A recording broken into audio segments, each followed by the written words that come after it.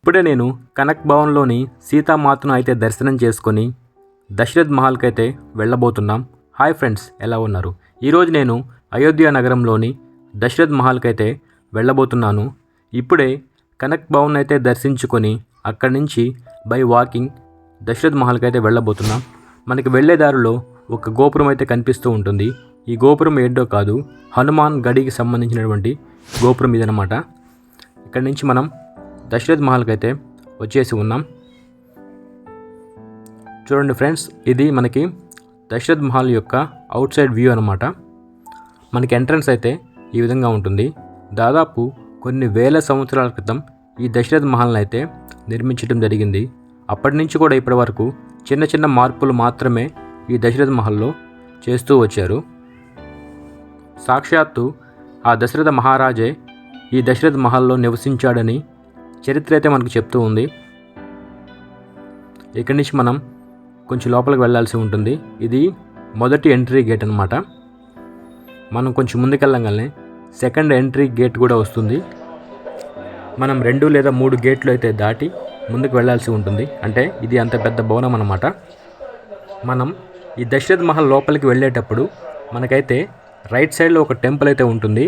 ఆ టెంపులే హనుమాన్ టెంపుల్ అనమాట.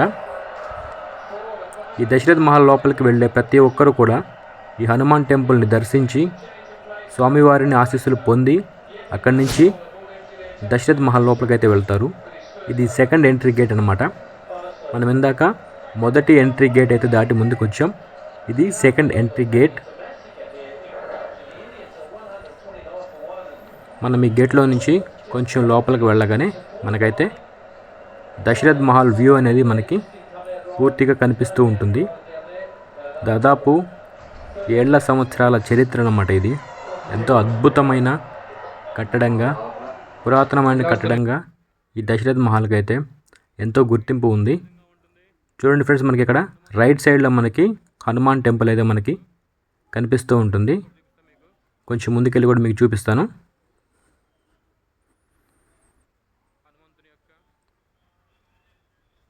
ఈ హనుమాన్ టెంపుల్లోని హనుమంతుల వారిని మనం దర్శించుకొని దశరథ్ మహల్లోకి అడుగు పెడుతున్నాం. ఇది ఫైనల్ ఎంట్రీ గేట్ అనమాట. మనం ఈ లోపలికి వెళ్ళామంటే ఆల్మోస్ట్ మనం దశరథ్ మహల్లోకి అడుగు పెట్టినట్టే. సీ ఫ్రెండ్స్, వ్యూ అయితే ఇలా ఉంటుంది మనకి బయట నుంచి చూస్తే.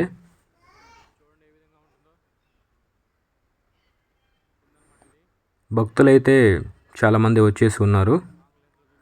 మనకి దశరథ్ మహల్ యొక్క దర్శనం అనేది ఉదయాన్నే 8 గంటల నుంచి మధ్యాహ్నం 12 గంటల వరకు ఉంటుంది.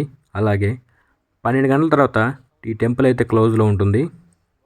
అలాగే మనకి తిరిగి నైట్ 9 గంటల నుంచి 10 గంటల వరకు ఒక గంట సేపు మాత్రమే మనకి ఇక్కడ దశరథ్ మహారాజు యొక్క కుటుంబాన్ని దర్శించుకునే అవకాశం అయితే మనకు ఉంటుంది. కాబట్టి మనం కొంచెం ఎర్లీగా అయితే ఇక్కడికి వచ్చేసాము. ఇంకా మనకి దర్శన భాగ్యం అయితే కలిగించలేదు. చూడండి, ఇక్కడ దశరథ్ మహారాజు యొక్క కుటుంబం ఫోటో అనమాట ఇది. ఇటు నుంచి చూపిస్తాను మీకు. ఫ్యాన్ అడ్డంగా ఉంది. చూడండి ఫ్రెండ్స్, ఇక్కడ ఎలా కనిపిస్తుందో మీకు. అతి పురాతనమైన ప్రాచీనమైన కట్టడాల్లో ఇది ఒకటనమాట.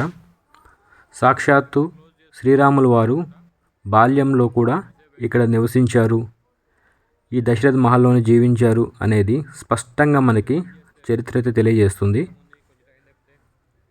లోపలికి వచ్చిన తర్వాత మీకు వ్యూ అనేది ఈ విధంగా ఉంటుంది. చుట్టూరు చూస్తే మనకి ఇలా అయితే కనిపిస్తూ ఉంటుంది. ఎక్కువ లైటింగ్స్ అయితే మనకున్నాయి. అలాగే నార్త్ ఇండియాలో మనకి టెంపుల్స్ అనేవి కొంచెం మనకి చూడటానికి చాలా అందంగా, అలాగే మంచి డెకరేషన్ చేసినట్టు కనిపిస్తూ ఉంటాయి. మొత్తానికి మనకి టెంపుల్స్ అయితే చాలా బాగుంటాయి ఇక్కడ. ఇది దశరథ్ భవన్ నుంచి బయటికి సైడ్కి వ్యూ అనమాట. ఇప్పుడే భక్తులందరూ అయితే ఒక్కొక్కరుగా ఇక్కడికి వచ్చేస్తూ ఉన్నారు. అంటే మనకి టెంపుల్ వచ్చేసి 9కి ఓపెన్లో ఉంటుంది కాబట్టి నైట్ పూట.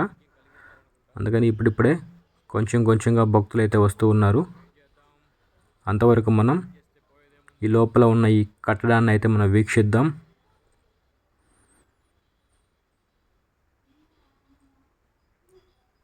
కొన్ని వేల సంవత్సరాల నుంచి ఈ కట్టడం అయితే ఇలాగే చెక్కు చెదరకుండా అయితే మనకి దర్శనమిస్తూ ఉంది. కాలానికి అనుగుణంగా కొన్ని మార్పులు మాత్రమే చేస్తూ వచ్చారు. సాక్షాత్తు ఆ శ్రీరామచంద్రులు వారి బాల్యమంతా కూడా ఇక్కడే గడిపినట్టు మనకైతే చరిత్ర చెప్తుంది. మరి కొద్దిసేపట్లో మనకి టెంపుల్ అయితే ఓపెన్ అవుతుంది. ఈ ఫ్రెండ్స్, మనకి ఇప్పుడే టెంపుల్ అయితే ఓపెన్ చేశారు. మనకి ఇక్కడ 3 ముఖద్వారాల గుండా ఆ శ్రీరామచంద్రుల వారు అయితే మనకి దర్శనమిస్తారు. అలాగే ఒక్కో ముఖద్వారంలో దశరథ్ మహారాజు యొక్క కుటుంబం, అలాగే శ్రీరామచంద్రుల వారు, లక్ష్మణ స్వామి, సీతామాత, ఆంజనేయ స్వామి మనకి ప్రతి ఒక్కరు ఇక్కడ దర్శనమిస్తారనమాట. భక్తుల తాకిడైతే ఇప్పుడిప్పుడే కొంచెంగా పెరుగుతూ ఉంది. ఎంతో ఆనందంగా, ఆహ్లాదకరంగా సాయంత్రం సమయంలో మనకి ఆ దేవుని యొక్క దర్శన భాగ్యం అయితే కలిగింది.